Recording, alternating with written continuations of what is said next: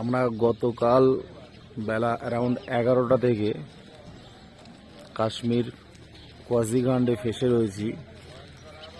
গতকালটা কোনোভাবে রোডে কাটিয়ে কোনো মতো একটা হোটেল নিয়ে রাতটুকু কাটিয়ে সকালবেলা কোয়াজিগান্ড রেলওয়ে স্টেশনে এসেছি।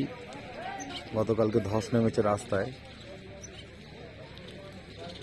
আপনার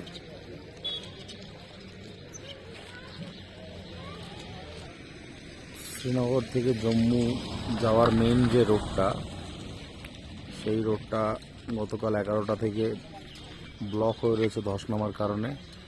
এই হচ্ছে কোয়াজিগান্ড রেলওয়ে স্টেশন এরিয়া। এখন আমরা এখান থেকে ট্রেন ধরবো 12:15 নাগাদ। ধরে কাটরার উদ্দেশ্যে রওনা হব। পুরোপুরি কাটরা যেতে পারবো না, তবে